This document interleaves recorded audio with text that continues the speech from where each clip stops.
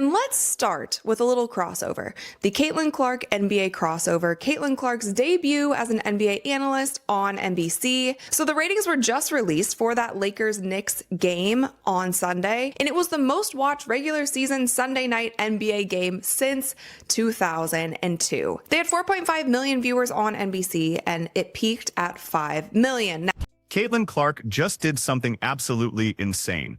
NBC gave her a microphone for a single NBA game, and the network completely lost it over the viewership numbers that rolled in afterward. We're talking about records getting demolished, and executives already scrambling to get her back on air. She's not even playing, and she's still breaking the internet like it's nothing. Let's dive into what went down and why NBC is practically begging for more Caitlin.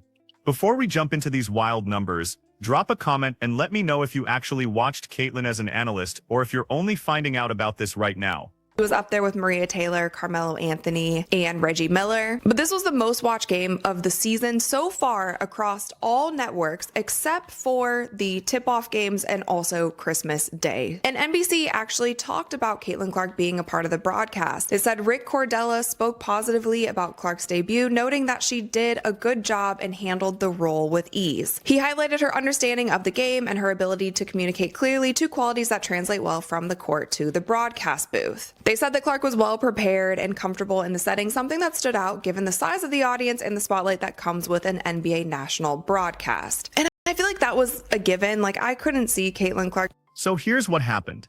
NBC ran their Sunday night basketball doubleheader, and when the viewership numbers came back, they looked completely absurd. The first matchup between the Lakers and Knicks at Madison Square Garden brought in 4.5 million viewers across NBC and Telemundo combined. Yeah, 4.5 million people tuning in. That turned it into the most watched Sunday night regular season NBA game since 2002, not counting Christmas Day games, obviously. Now, to be fair, the NBA hasn't even been doing regularly scheduled national broadcasts on Sunday nights until this season, so there's definitely some context around that record. But honestly, 4.5 million viewers is 4.5 million viewers, no matter how you want to spin it. And guess what the biggest common factor was? Caitlin Clark sitting right there at the analyst desk. And I couldn't see Caitlin Clark being nervous in that situation because she has been on the biggest stages throughout her entire career, especially at Iowa. If you want to talk about that Iowa national championship game against South Carolina, they had over 20 million people who tuned into that game. So it seems like with Caitlin Clark, she rises to the occasion. But NBC also said that they are planning to bring Clark back later this season. They confirmed that she is scheduled to appear as an analyst for the Knicks versus Thunder on March 29th. Hopefully by that time, they're not talking about the CBA. This woman has this insane ability to turn absolutely everything she touches into pure gold. It's honestly wild watching it happen. People were flooding comment sections all over the place, saying they specifically tuned in for Caitlin and ended up sticking around for the entire game. Some folks even admitted it was literally the first NBA game they'd bothered watching the entire season. That's the kind of magnetic pull she's got right now. Network aired the first two games of its Sunday night basketball franchise last weekend, and doubleheader delivered record-setting viewership. Sunday night's first game between the Los Angeles Lakers and the New York Knicks from Madison Square Garden averaged 4.5 million viewers across NBC and Telemundo. Oh my goodness, 4.5? Making it the most watched Sunday night regular season game since 2000. And honestly, we've never really witnessed this type of impact from anyone in women's basketball before. Sure, people always talk about Michael Jordan's influence back in his era, but most of us were way too young to actually understand what was unfolding in real time. With Caitlin, though, we're watching the whole thing happen right before our eyes, and the data backs it up completely. This entire situation actually ties back to something the NBA has been pushing for. They've wanted Caitlin to come over and compete in their three-point contest, maybe even arrange some kind of head-to-head showdown with Stephen Curry, and honestly, it makes total sense why they're pushing for it. The NBA's own viewership has been declining steadily, so having someone who can genuinely move numbers like this is exactly what they desperately need for major events like All-Star Weekend. It goes back to where the NBA was saying they needed Caitlin Clark to come over and shoot in the three-point contest, or at least have that contest against Stephen Curry, because they need her. They need her, man. Their numbers has been dwindling as well. So I can imagine they're thinking like, hey, look, we have a hot commodity. Let's get her over and let's get some viewership going for the All-Star weekend. That's why it was so bizarre watching certain people try to spin this into some kind of battle between men's and women's basketball. Like L. Duncan attempting to frame it as this whole gender war situation where the men need to cross over to the women's side. Come on, seriously. That's not what any of this is actually about. It's about getting the hottest name in basketball right now to help boost viewership across the board. The NBA has been financially supporting the WNBA since it launched. Why on earth wouldn't they want to capitalize on what's clearly working? Look, it's completely fine that Caitlyn didn't want to participate in the NBA's three-point contest for her first time. That's her decision, and it makes perfect sense. But trying to twist it into some weird political statement about gender is just absolutely ridiculous. Everyone knows who the most popular basketball player is right now across both leagues. It's Caitlyn Clark, hands down. So yeah, it only makes complete sense to have her show up for events where you desperately need eyeballs glued to screens. Now here's where everything gets even more fascinating. Rick Cordella, the president of NBC Sports, came out and basically confirmed they want Caitlyn back for way more than just that one March 29th appearance they'd already announced. The guy was out there checking off every single box on his wish list after her debut broadcast. He wasn't treating this like some throwaway publicity stunt either. He's talking about her like she's legitimately got a serious future in sports media. Cordella went on the record praising how Caitlyn handled the entire role. He highlighted her deep understanding of the game and her ability to communicate ideas clearly, which are obviously massive qualities for someone sitting in that analyst chair. What really stood out to him was how incredibly prepared and comfortable she appeared despite the enormous audience and all the pressure that comes with a major national NBA broadcast. She showed up and handled everything like she'd been doing this job for years already. NBC Sports has already confirmed she's locked in to appear as an analyst for the Knicks vs. Thunder game on March 29th. Then Cordella went ahead and added that he genuinely hopes to see much more of her going forward. That's not just empty praise you toss around to sound polite. That's the president of a massive sports network clearly signaling real interest in building something substantial and long-term. No formal expanded role has been officially announced yet, but reading between the lines here isn't exactly rocket science. So yeah, we might legitimately see Caitlyn working that broadcast booth on a consistent basis. And honestly, that would be pretty awesome, especially considering all the absolute chaos happening with the WNBA right now. We don't even know if there's going to be a season this year with all the CBA drama dragging on. This broadcasting gig might actually end up being the only way fans get their Caitlyn Clark fix if the players in the league can't sort their mess out. Speaking of the CBA situation, that whole disaster got even messier just yesterday. Ramona Shelburne dropped what's supposedly the league's official proposal, though I'm pretty confident ESPN leaked it and she just posted it on Twitter. Kind of hilarious seeing a document clearly marked confidential floating around everywhere online, but here we are. The proposal discusses substantially increasing player salaries to reflect recent and future business growth while promoting league profitability and maintaining incentives for continued investment. Sounds appropriately corporate and polished, right?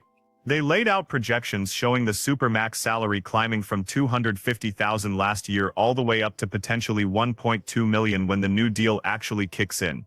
It even keeps climbing to $1.8 million over the full 5-year span. They even threw in a higher revenue scenario that adds an extra 5% to all those projections, pushing the Supermax all the way to $2.4 million by year 5. Let's just pause and sit with that number for a second. $2.4 million for playing 4 months of basketball. That's genuinely incredible money for WNBA players. Seems pretty reasonable and fair to me. But apparently this entire proposal has been called a complete slap in the face by certain people. I honestly don't really see how, but everyone's entitled to their own opinion, I suppose.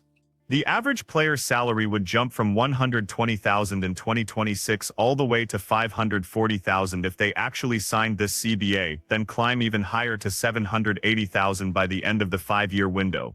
Under the absolute best-case scenario with that additional 5% growth factored in, the league average could actually hit a full $1 million. $1 million average salary spread across the entire league, for 4 months of work each year. And somehow people are upset about this. Here's what I genuinely don't understand. This is a 5-year contract. 5 years total. After that time frame ends, they can absolutely renegotiate and push for whatever they want if the league continues growing the way everyone hopes it will. Nobody's claiming this is some one-time permanent offer and you never get another chance to negotiate again. Just accept what's currently on the table, prove the league can actually sustain this level of growth over the next 5 years, and then you'll have solid concrete numbers to point to when demanding even more. Why are we pretending like this is the absolute final offer humanity will ever see? If everything goes smoothly during those 5 years, the players will have genuine leverage backed by real performance data. But turning down what legitimately seems like a pretty solid deal while there's absolutely no guarantee the league even plays a season this year. That's definitely a choice, I guess. There were some genuinely weird things buried in that proposal though. They want to completely eliminate testing for marijuana, which cool, totally fine with me. But then literally in the same breath, they're simultaneously adding brand new treatment programs specifically for marijuana or alcohol abuse. Make that make sense to me. You're not going to test for it anymore, but you're creating entire treatment programs around it. There's some seriously contradictory logic right there. They're also shortening disqualification periods under the anti-drug program, offering complimentary all-star tickets for every single player, which I honestly thought they already received, but apparently not. And giving out free WNBA League Pass subscriptions to all players. That last one is genuinely kind of wild. These professional players have been paying for League Pass just like the rest of us regular fans. That's pretty rough treatment. One thing I actually genuinely liked was the addition of 2 developmental player roster spots to every team. There's definitely a catch though, because I'm pretty sure those developmental players can only suit up for around 8 games total or something along those lines. But hey, I'll absolutely take it as progress. 12 players on an active roster is simply not enough bodies. Now they'd have 14 total, and even if those extra 2 only participate in limited games throughout the season, it's still movement in the right direction. That's honestly what I care about most when it comes to the WNBA. More players filling out rosters and significantly better referees calling games. All this other complicated contract stuff, the players in the league can hash that out however they ultimately want. Just get more bodies sitting on those benches and get some referees who actually know what they're doing out there. That's what's truly going to improve the overall product on the court. Back to Caitlin though, because that's really what this entire story is actually about. The woman is a walking content-generating machine. She doesn't even have to be actively playing basketball anymore to generate absolutely massive interest and move television ratings. NBC witnessed what happened with just one single appearance and immediately started planning exactly how to get her back on their network. That should honestly tell you absolutely everything you need to know about her current value in the marketplace. The timing of all this happening is pretty fascinating too. The WNBA finds itself in complete total disarray with CBA negotiations dragging on endlessly. There's a very real legitimate chance the entire season doesn't even happen this year, and here's Caitlin proving she can absolutely thrive in a completely different role outside of playing. If the WNBA season completely falls apart, she's clearly got plenty of solid options available. NBC obviously wants her desperately. Other major networks would probably start lining up immediately if she became available for booking. She's definitely not stuck sitting around waiting for the WNBA to eventually get its act together. That's genuine leverage. The real kind of leverage. The type that actually matters when you're actively trying to build a sustainable career that extends far beyond just playing basketball. Caitlin's actively showing everyone paying attention that her overall value isn't remotely limited to only what she accomplishes on a basketball court. She can analyze games, she can broadcast professionally, she can draw enormous viewers regardless of whatever format she's participating in. That's genuinely rare talent. What's also genuinely rare is someone involved in women's basketball having this particular kind of massive crossover appeal. We've obviously had incredible great players before throughout history, absolute legends of the game who deserve every bit of respect in the world. But this specific level of mainstream attention, this particular ability to pull multiple millions of viewers for a regular season NBA game just by sitting at a broadcast desk, that's legitimately different. That's something we honestly haven't really witnessed before at this scale. The NBA clearly knows it too. They've been desperately trying to figure out how to stop the bleeding with their own serious viewership issues. Ratings have been consistently down, overall engagement hasn't been anywhere near where they wanted it, and along comes Caitlin Clark proving definitively she can deliver a substantial audience.